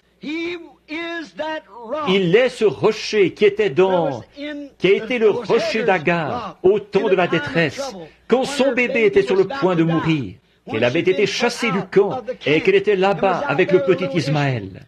Sa réserve d'eau dans la citerne qu'elle portait était épuisée. Elle a couché le petit Ismaël, elle s'est éloignée à une portée d'arc, et elle a pleuré. Et, oh, parce qu'elle ne voulait pas voir mourir le bébé. Et tout à coup, l'ange de l'Éternel a parlé, et elle a trouvé Beersheba, le puits qui jaillissait là-bas, et il jaillit encore aujourd'hui. Il a été le Beersheba d'Agar, le rocher là-bas dans le désert. Ce rocher était ici, dans la source remplie de sang. Ce jour-là, il était là dans le temple. L'heure de la tempête. Dans Zacharie chapitre 13, il était cette source ouverte dans la maison de David pour la purification et pour le péché, la purification du péché. Il était cette source. Et dans le psaume 36, 9, il était la source de vie de David. Il est encore cette source dans la maison de David. Et il est celle du poète. Dans son cœur, là, le poète a dit, il y a une source remplie du sang, des veines d'Emmanuel. Tout pécheur plongé dans ce flot est lavé de tout péché. Il est cette source de la vie, cette source d'eau. Il est la parole de Dieu. Les gens des derniers jours l'ont abandonné, lui, la vraie parole, l'eau de la vie. Et ils se sont creusés des citernes dénominationnelles. De nouveau, ils ont taillé, creusé. Or, nous voyons qu'ils ont eu des citernes crevassées. Et puis, cette citerne-là, elle est remplie de germes d'incrédulité, de fanfaronnades d'incrédulité, de programmes pédagogiques et de toutes ces choses qui sont contraires aux promesses de Dieu. Ce sont des douteurs de la parole. Or, ces citernes qu'ils ont, la Bible dit qu'elles étaient crevassées. Une citerne crevassée, c'est une citerne qui coule, elle sointe. Qu'est-ce qu'elle fait? Elle sointe dans un bourbier religieux appelé le Conseil mondial des Églises. Et c'est là que la citerne crevassée les mène. Tout ça parce qu'ils l'ont abandonné, lui, et qu'ils, la source d'eau vive, et qu'ils ont construit ces citernes. Ils se creusent des grands systèmes de séminaires, de savoir, d'instruction et tout. Voilà le genre de citerne qu'ils creusent aujourd'hui. Un homme doit avoir un doctorat en philosophie, ou un doctorat en droit, ou licence en lettres, ou quelque chose comme ça, avant même qu'ils puissent aller prêcher. Des citernes qui ont été remplies d'une théologie faite de main d'homme. Ils les font entrer dans ces grandes écoles de haut savoir. Et là, ils leur injectent leur propre théologie faite de main d'homme, et les envoient avec ça. Quel jour que celui où nous vivons, des citernes faites de main d'homme. Ce n'est pas affligeant ce n'est pas étonnant que la chose soit devenue une puanteur. Oh là là, c'est parce que les gens boivent là. Et quand les gens veulent avoir de la joie aujourd'hui, qu'est-ce qu'ils font? Les gens, au lieu d'accepter la joie de l'Éternel, ils se tournent vers le péché pour y trouver de la joie. Les gens qui vont à l'église et qui disent être des serviteurs de Christ, quand ils sont très agités, ils vont s'allumer une cigarette. Et quand elles veulent s'amuser, elles enfilent leurs vêtements indécents et elles vont tondre la pelouse à l'heure où les hommes passent par là pour qu'ils les sifflent. Elles font tout ce qu'elles peuvent pour être populaires. Elles veulent ressembler aux vedettes de cinéma. C'est ça leur joie. Alors que Jésus a dit, « Je suis celui qui leur suffit ». La raison pour laquelle ils se tournent vers ces choses, c'est parce qu'ils ne veulent pas boire à cette source. Ils l'ont rejetée. Ils ne veulent pas y boire. Ils adhèrent à une espèce de système fait de main d'homme. Une espèce de citerne remplie de toutes sortes de choses stagnantes, où ils peuvent aller comme ça. Hier, nous avons emmené les enfants sur la rivière. Je crois que c'était samedi matin. Nous y sommes allés. Billy était allé pêcher en bateau. Et nous avons emmené les enfants, mon petit-fils et les autres, ma fille et mon petit garçon, et nous sommes allés à la rivière pour nous promener en bateau. On ne pouvait même pas se promener en bateau sur la rivière, tant il y avait de gens souillés, sales, crasseux, là sur la rivière à moitié nus, et qui faisaient n'importe quoi. Un bateau est passé près de nous, une bande de jeunes garçons de 12, 14 ans, chacun avec une canette de bière à la main et une cigarette. Ils appellent ça s'amuser. Oh là là, combien de temps ce monde peut-il subsister avec un système pareil? Ensuite, pour se débarrasser de la pensée qu'à leur mort ils iront en enfer, ce qu'ils font, c'est qu'ils vont adhérer à l'une de ces citernes faites de main d'homme. Donc, c'est cette même race de gens qui est rattachée à cette citerne. Ce n'est rien d'autre qu'une bande de têtards du monde impurs, souillés. Et ils s'associent à cela, parce que, comme ma vieille mère le disait autrefois, qui se ressemble, s'assemble. Ils ne veulent pas venir à la source et être purifiés de cette vie de péché.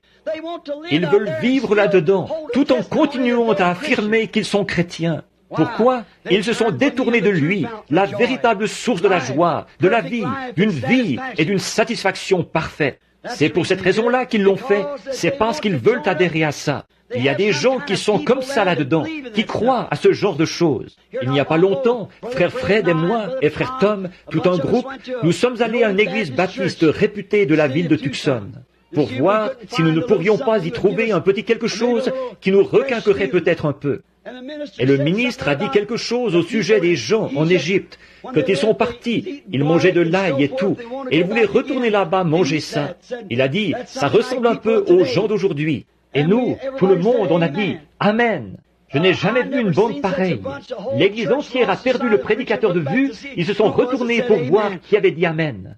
Ils ont eu une frousse terrible. Ils ne savaient pas ce qu'il y avait. Alors que David a dit, poussez vers l'Éternel des cris de joie. Célébrez-le sur les harpes, célébrez-le avec le luth, que tout ce qui respire loue l'Éternel, et louez l'Éternel. Dieu se réjouit dans son peuple, que ceux qui ont du savoir disent Amen quand on dit quelque chose de juste. Pourquoi ne pas abandonner ce système et ces citernes du monde pour vous tourner vers le système fidèle de Dieu, c'est-à-dire le puits artésien, Jésus-Christ? Pourquoi ne pas vous tourner vers lui, alors que Dieu est notre provision abondante de joie, notre provision abondante de louange, notre provision abondante de satisfaction? Le calme de mes nerfs vient de Dieu. Quand je suis dans tous mes états, je trouve ma satisfaction en Christ. Pas dans une cigarette, pas dans les choses du monde, pas en adhérant à un credo, mais en le trouvant lui, la parole promise, qui a dit, si je m'en vais, je reviendrai pour vous prendre avec moi. C'est là que je trouve ma joie. Il est ma joie. Aujourd'hui, ils disent qu'en adhérant à ces choses et qu'en formant ce Conseil mondial des Églises, ils vont faire un endroit où on pourra mieux vivre. Sincèrement, ce que j'en pense, c'est qu'ils vont faire un endroit où on pourra mieux pécher. C'est simplement, toute la chose, c'est du péché de toute façon, pas pour y vivre, mais pour y mourir. De faire un endroit où pécher au lieu d'un endroit où vivre. Toute autre chose, tout ce qui n'est pas Jésus-Christ et sa parole de vie, c'est une citerne crevassée. Tout ce qui essaie de remplacer cela, tout ce que vous essayez de faire pour en retirer de la paix, tout ce que vous essayez de faire pour en retirer une consolation, toute joie que vous recevez de quoi que ce soit d'autre pour remplacer ceci, c'est une citerne crevassée remplie de saleté. Lui, il donne une satisfaction parfaite. Je me souviens, ici en été, il y a quelques années, je suis sorti par la porte de derrière. Un jeune galopin qui était là m'a dit, il a dit, vous savez, la raison pour laquelle vous parlez toujours comme ça des femmes, parce qu'elles portent des shorts et tout, il a dit, c'est parce que vous êtes un vieil homme. Il a dit, c'est pour cette raison-là. J'ai dit, écoute, quel âge as-tu? Il a dit, 27 ans. J'ai dit, quand j'étais bien des années plus jeunes que toi, je prêchais la même chose. J'ai trouvé une source de satisfaction. Il est ma portion. Amen. Tant qu'il pourvoit, c'est ça la beauté. C'est ça l'art pour moi. C'est de le contempler, lui, de regarder sa main à l'œuvre et de voir ce qu'il est en train de faire. Je ne connais point d'autre source. Oh, précieux est le flot qui me rend blanc comme neige. Je ne connais point d'autre source, rien d'autre que le sang de Jésus. Il y a une source remplie du sang, des veines d'Emmanuel. Tout pécheur plongé dans ce flot est lavé de tout péché. Je vous le dis, je ne connais point d'autre source que cette source-là. Elle m'a purifié quand j'étais sale. Elle me garde purifié parce que je veux vivre tout près d'elle. Boire de cette eau fraîche qui remplit mon âme de joie. Je peux être abattu au possible, avoir l'impression de ne pratiquement plus pouvoir tenir un autre round, de ne plus pouvoir aller ailleurs. Alors je peux m'agenouiller et mettre le doigt sur une promesse, dire, Seigneur Dieu, tu es ma force, tu es ma satisfaction, tu es mon tout en tout. Je peux sentir quelque chose qui se met à bouillonner à l'intérieur de moi, là. Je reprends le dessus. J'ai passé le cap de la cinquantaine. Alors je me réveille le matin. Vous savez ce que c'est? J'ai toutes les peines du monde à sortir un pied du lit. Oh, on n'y arrive pratiquement pas. Il y a quelqu'un à la porte qui frappe. Ou Billy qui me dit qu'il y a une urgence quelque part, que je dois y aller. Et je me dis, comment vais-je arriver? J'essaie de sortir un pied du lit. Je pense, tu es la source remplie de ma force. Amen. La force et le secours me viennent de l'Éternel. Tu es mon puits artésien. Tu es ma jeunesse. Ceux qui s'attendent à l'Éternel renouvelleront leur force. Ils s'élèveront avec des ailes comme l'aigle. Ils courront et ne se fatigueront pas. Ils marcheront et ne se lasseront pas. Seigneur Dieu, il est de mon devoir d'y aller. On m'appelle à être à mon poste. Et tout à coup, quelque chose commence à gargouiller à l'intérieur de moi. L'autre jour, dans un petit bâtiment, je faisais une réunion ici à Topeka, dans le Kansas. Il y avait un jeune homme, un jeune prédicateur, un de mes premiers commanditaires. Frère Roy, assis ici, se rappelle où c'était. Là-bas, dans ce grand endroit, il y avait ce ministre était allé sous le toit ou quelque part. La paroi latérale s'était effondrée. Il s'était retrouvé écrasé là-dessous. Le jeune homme allait mourir. Son foie avait été perforé. Sa rate s'était déplacée sous l'impact. Plusieurs tonnes s'étaient écroulées sur lui. Au petit déjeuner, j'étais assis. Je parlais à ma femme. J'ai dit, ma femme, tu sais, si Jésus était ici, sais-tu ce qu'il ferait? J'ai dit, quand il m'a parrainé, je crois à cette parole. C'est Christ qu'il parrainait. Et j'ai dit, ça, c'est une ruse du diable. J'ai dit, si Jésus était ici, il irait imposer ses mains saintes sur lui. Ce garçon se rétablirait, que son foie soit déchiré, peu importe. Il se rétablirait, parce que Jésus irait là, en sachant exactement qui il est. Il connaissait son appel, les Écritures avaient raison, elles donnaient en lui la confirmation qu'il savait qui il était. Et sans l'ombre d'un doute, il lui imposerait les mains et il dirait, « Mon fils, sois rétabli ». Il repartirait. Et j'ai dit, il n'y aurait pas assez de démons en enfer pour tuer ce garçon à ce moment-là. J'ai dit, il se rétablirait. Mais j'ai dit, tu vois, chérie, lui, c'était Jésus, les mains saintes de Dieu. J'ai dit, moi, je suis un pécheur. Je suis né d'une naissance par le sexe. Mon père et ma mère étaient tous les deux pécheurs. Et moi, je ne suis qu'un moins que rien, un minus. Et j'ai dit, mais sais-tu quoi? Si le Seigneur me donnait une vision et qu'il m'envoyait là-bas, alors là, ce serait autre chose. J'ai dit, j'irai lui imposer les mains, il quitterait ce lit s'il me donnait une vision. Alors je me suis mis à réfléchir. Après tout, s'il y avait eu la vision, qu'est-ce qu'il y aurait eu? Ça aurait été les mêmes mains sales sur lui? Ah oui, le même homme qui aurait prié pour lui, les mêmes mains sales. Alors je me suis mis à penser, je suis son représentant. Alors Dieu ne me voit pas. Le sang de celui qui est juste repose là-haut sur l'autel. C'est ce qui intercède pour moi. Il est celui qui me suffit, il est ma prière, il est ma vie.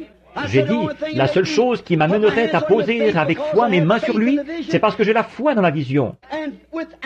Et sans la vision, la même foi ferait la même chose. Alors je peux considérer que moi, je ne suis rien, mais considérer que lui, il est mon tout en tout. Il est ma vie, il est celui qui me mandate.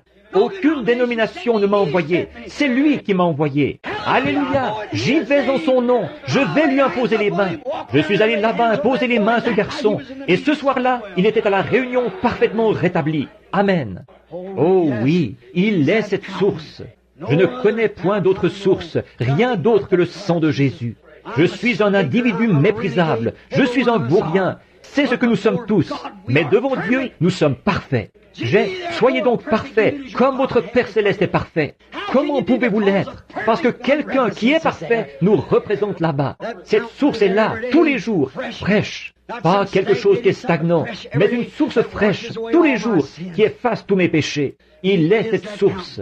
Maintenant, pour conclure, je dirai ceci. Toutes les choses qui diffèrent de ceci, ce sont des citernes crevassées, qui finiront par laisser s'écouler ce que vous y mettez. Si vous mettez tous vos espoirs, tout votre temps et tout dans une de ces citernes d'eau stagnante, Jésus a dit que c'était des citernes crevassées. Dieu a dit, elles sont crevassées, elles laisseront s'écouler tout ce que vous y mettrez. Elles ne vous avanceront à rien parce qu'elles couleront. En effet, c'est lui le seul moyen d'arriver à la vérité, à la vie, à la joie éternelle et à la paix éternelle. Il est le seul moyen d'arriver à cela. Oh là là, l'inépuisable source de la vie, c'est Jésus-Christ. Pourquoi? Et qui est-il? La parole, le même. La parole, la vie, la source, le même hier, aujourd'hui et pour toujours. Pour le vrai croyant, c'est là qu'est sa joie suprême, sa vie suprême. Et sa satisfaction suprême se trouve en Christ. Pas besoin de pomper, de tirer, d'adhérer, de vider, juste de croire et de se reposer. Voilà ce qu'il est pour celui qui croit. Comme notre père Abraham, il n'a jamais tiré, il ne s'est jamais fait de bile, il ne s'est jamais tracassé. Il avait la parole. Il s'est appuyé contre le sein d'El Shaddai. Abraham, quand il avait 100 ans, Dieu lui est apparu et lui a dit « Je suis le Tout-Puissant ». Le mot hébreu, c'est El Shaddai, ce qui veut dire « celui qui a des seins ». Et tu es vieux, et tu n'as plus de force, mais appuie-toi simplement contre mon sein. Nourris-toi en puisant ta force dans cette source. Amen. Qu'est-ce qu'il a obtenu en s'y nourrissant? Un corps neuf. Il a eu le bébé de Sarah. Et 50 ans plus tard, il a eu 7 enfants d'une autre femme. Oh, El Shaddai. The Old Testament shows what he did. The New Testament tells what he'll do. Amen. In the Old Testament. Now the air is off, so I'll hurry and quit here now, just a minute. I'd like to say this before close. I had a good example of this one time. I was patrolling, and many people here, down around Georgetown, down there in Milltown, there used to be way back in the hills a fountain. It was an artesian well. It flowed out about a 4 or 5 foot stream of water, just gushed out all the time. And a great big fountain around there, and right around was a lot of this here pennyroyal, you know, and stuff growing there, that mint like. And oh, I used to just thirst to get there. Oh my, to get to that fountain. And I'd lay down by this thing and just drink and sit down and drink, wait. And a year after year, I'd still come to this same fountain. It never did cease, winter or summer. They couldn't freeze it. You can't freeze an artesian well. Oh no. Peu importe combien il peut faire froid, ça ne gèlera pas. Vous pourrez geler une citerne. Une petite gelée suffira à faire ça, voyez. Mais tout ce qui bouge, qui a de la vie à l'intérieur, ça se déplace. On ne peut pas geler le puits artésien. Peu importe l'abattement d'esprit qu'il y a dans un lieu, ce puits est toujours vivant. Vivez à ce puits. Et j'ai remarqué là, je passais par là et j'y buvais. Et oh là là, de l'eau vraiment fraîche. On n'avait jamais à se tracasser. Je me demande si je vais là, je me demande s'il a cessé de couler. Il coule. Un vieux fermier m'a dit, il a dit, mon grand-père y buvait. Et il a dit, il n'a jamais perdu d'intensité, ni rien. C'est toujours le même puits. Il jaillit et se déverse dans la rivière bleue, là. Je me suis dit, oh là là, quel endroit idéal pour s'abreuver. Je faisais un détour d'environ 1 mille à pied pour venir à cet endroit-là, parce que c'était vraiment l'endroit rêvé où aller boire. Oh, qu'elle était bonne, cette eau-là. Oh là là. Je me retrouve dans le désert, en Arizona, là, et j'y pense encore. Ce puits merveilleux là-bas, si seulement je pouvais m'allonger près de lui, comme David le disait une fois, oh, si je pouvais une fois encore boire à ce puits, s'il pouvait seulement s'y rendre. Un jour, je me suis assis, et il m'est arrivé une drôle de petite chose. J'ai dit, qu'est-ce qui fait que tu es toujours si heureux? Je souhaiterais être heureux comme ça, mais je ne t'ai jamais vu triste depuis que je viens ici. Il n'y a absolument rien de triste en toi. J'ai dit, tu es toujours rempli de joie, tu sautilles et tu bouillonnes, et tu es tout excité. Hiver comme été, froid ou chaud, quoi que ce soit, tu es toujours rempli de joie. Qu'est-ce qui te rend? Qu'est-ce que c'est? Parce que je bois de ton eau? Non. J'ai dit, eh bien, peut-être que les lapins boivent de ton eau, et que tu aimes vraiment ça. Non. J'ai dit, eh bien, qu'est-ce qui te rend bouillonnant comme ça? Qu'est-ce qui te rend si heureux? Qu'est-ce qui fait que tu es toujours rempli de joie? J'ai dit, est-ce parce que les oiseaux boivent de ton eau? Non. Parce que moi, je bois de ton eau? Non. J'ai dit, eh bien, qu'est-ce qui fait que tu es si rempli de joie?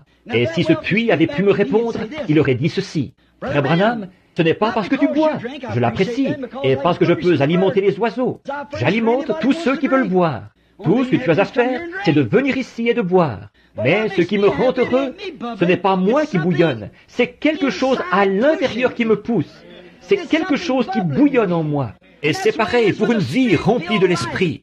Comme Jésus l'a dit, qu'il était en... Voyez, il vous a donné des sources d'eau qui jaillissent jusque dans la vie éternelle. Un puits artésien, jaillissant, débordant, qui coule constamment. Que le reste de l'Église ait ses hauts et ses bas, vous êtes toujours à ce puits. Pourquoi adopteriez-vous un vieux système dénominationnel, une citerne remplie de parasites et de tout le reste, pour boire là ces choses stagnantes, alors que vous êtes invités à venir à une source, à un puits artésien? Je le revois encore pousser et jongler et gargouiller et rire et jubiler et sautiller et gambader. Par temps froid, pluvieux, chaud, sec, quand le reste du pays se desséchait, il bouillonnait comme toujours. Parce qu'il était profond, il avait ses racines tout au fond dans les rochers. C'est de là qu'il émergeait. Oh, que je vive près de ce puits bouillonnant. Prenez tous les systèmes faits de main d'homme que vous voudrez, tous vos vieux puits d'eau stagnante. Mais laissez-moi venir ou citerne d'eau stagnante, mais laissez-moi venir à cette source. Laissez-moi venir là, où il est tout simplement rempli. Il est ma joie, il est ma lumière, il est ma force, il est mon eau, il est ma vie, il est mon guérisseur, il est mon sauveur, il est mon roi. Tout ce dont j'ai besoin se trouve en lui. Pourquoi voudrais-je aller à quoi que ce soit d'autre? Frères, sœurs, ne voulez-vous pas venir à cette source ce soir? Ne voulez-vous pas, si vous n'y êtes jamais venu, ne voulez-vous pas le recevoir ce soir, pendant que nous courbons la tête? Des citernes crevassées, qui coulent, qui suintent, le monde qui s'y infiltre, la saleté des étables et des autres époques. Pourquoi pas ce puits dans lequel ce genre de choses ne peut pas demeurer, cette grande source remplie du sang des veines d'Emmanuel? Pourquoi ne pas recevoir cela ce soir? Que Dieu nous vienne en aide ce soir, dans une terre aride, desséchée. Comme le prophète l'a dit, il est le rocher dans une terre altérée. Il est cette source. Ne voulez-vous pas venir à lui ce soir, dans votre cœur, pendant que nous prions? Cher Père Céleste, il n'y a pas d'autre source comme la musique qui joue. Je ne connais point d'autre source, rien d'autre que le sang de Jésus. C'est là que je suis né, c'est là que j'ai été élevé.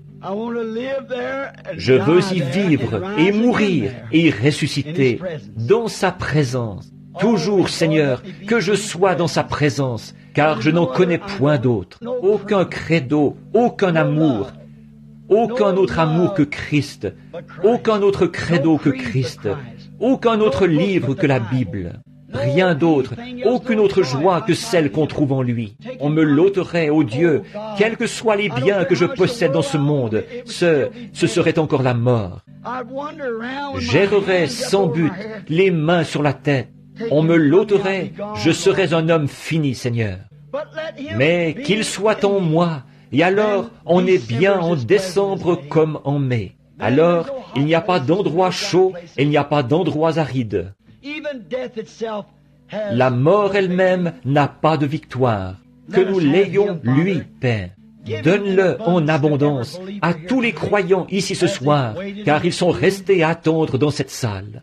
Beaucoup d'entre eux devront prendre la route ce soir pour retourner dans leur foyer, que ceci fasse l'objet de leurs pensées. Je vis à cette source. Je vis là, je bois de l'eau fraîche, heure après heure. Et s'ils n'ont pas encore reçu cela, puissent-ils le recevoir maintenant, pour qu'ils repartent en emportant la source avec eux. Je vous accompagnerai, je serai avec vous jusqu'à la fin du monde. Accorde ces choses, Père. Et maintenant, pendant que nous avons la tête inclinée, y aurait-il quelqu'un ici ce soir, ou combien dirait, Seigneur, emmène-moi à cette source à l'instant même. Si je suis venu, ce n'est pas seulement pour entendre, je suis venu ici pour trouver quelque chose. Je suis venu ici pour te trouver, Seigneur.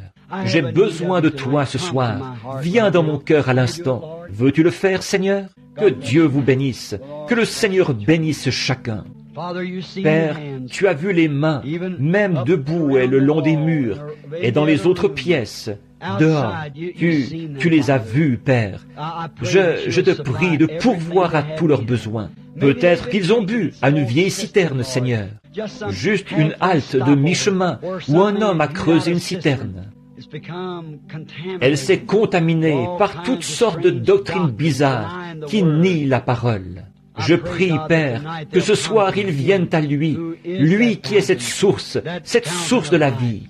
Accorde-le, Père, je te les confie maintenant au nom de Jésus. Et tu m'as dit, si tu demandes quoi que ce soit en mon nom, la chose se fera. Or, je ne le demanderai pas, Seigneur, si je ne pensais pas que la chose se ferait.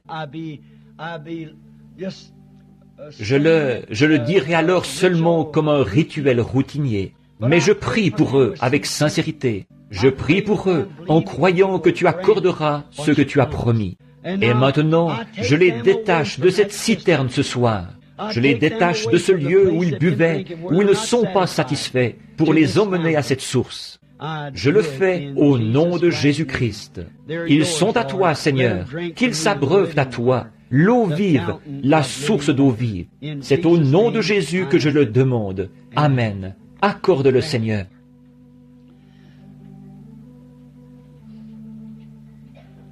Oh, precious is that flow that makes me white as snow. No other fount I know, nothing but the blood of Jesus. Oh, what can wash away my sin? Nothing but the blood of Jesus. Oh, what can make me whole again? Nothing but the blood of Jesus. Oh Jésus, guéris-les, Seigneur. Accorde-le, Seigneur, par le nom de Jésus. Je te prie, ô Dieu de... Tu connais toutes choses.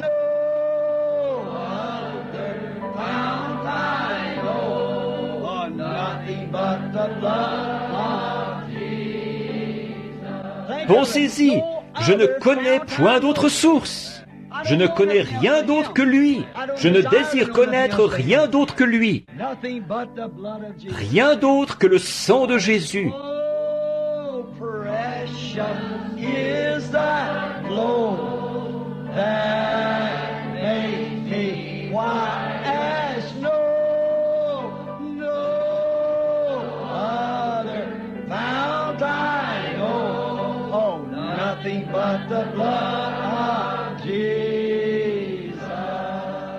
Pendant que nous le chantons encore, serrons-nous la main les uns les autres. Vous aimez-vous les uns les autres?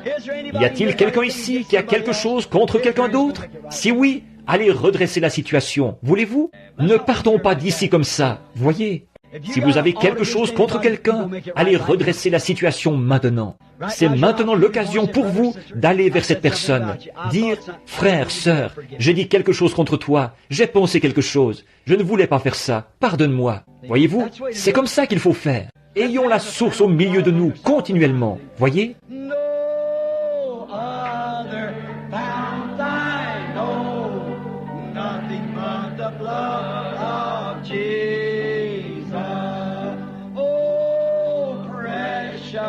Is a flow that makes me white as snow. Oh, no other fount I know, nothing but the blood of Jesus. Oh, il est merveilleux, n'est-ce pas? Point d'autre source. Nous ne nous contaminerons pas par d'autres choses. Nous nous sommes séparés, nous avons laissé le monde derrière nous. Nous ne voulons plus de l'ail et des citernes crevassées de l'Égypte. Nous sommes en route avec le Seigneur Jésus, ce rocher frappé. Amen. Nous mangeons de la manne qui vient d'en haut et nous buvons. Nous mangeons de la nourriture d'ange et nous buvons au rocher. Amen.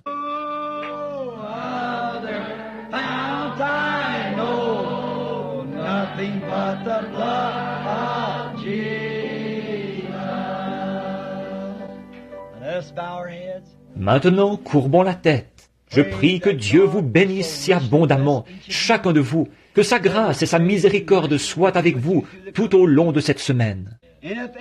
Et s'il arrivait quelque chose, que l'un de vous passe de l'autre côté du voile, là, souvenez-vous bien qu'il n'y a que quelques heures de sommeil et de repos jusqu'à ce que nous nous revoyions. Souvenez-vous que les vivants qui seront restés ne feront pas obstacle à ceux qui sont endormis.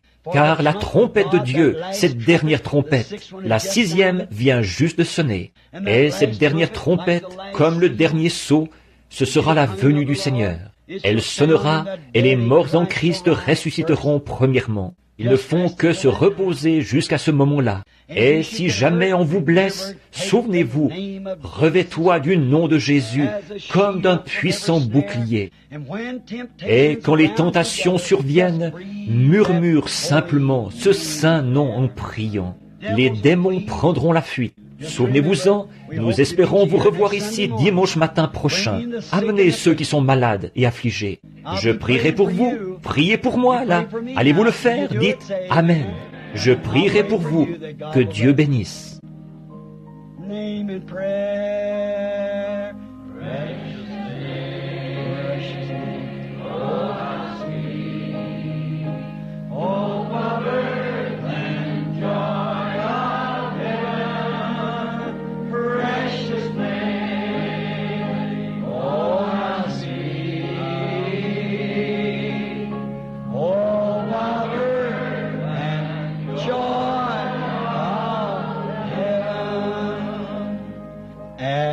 The name of Jesus bowing, falling prostrate at his feet.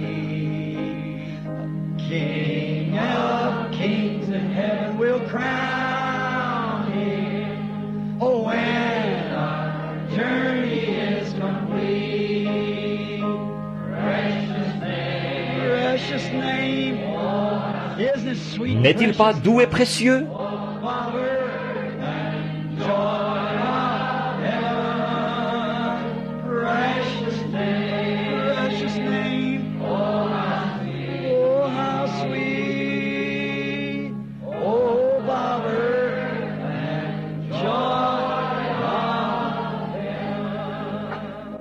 C'est toujours si pénible de vous quitter.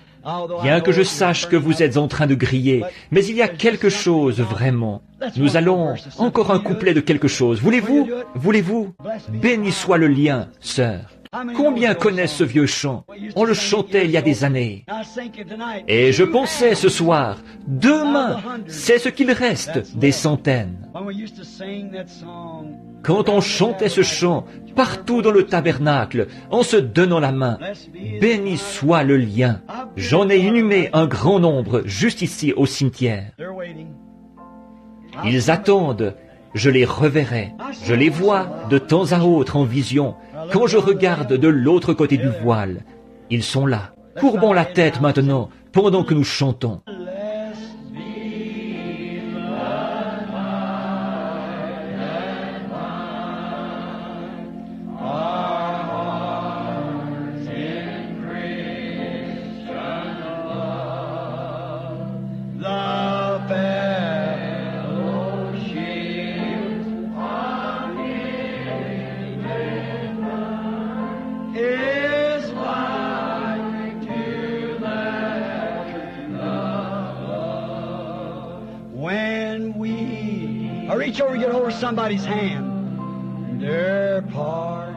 Maintenant, courbez la tête.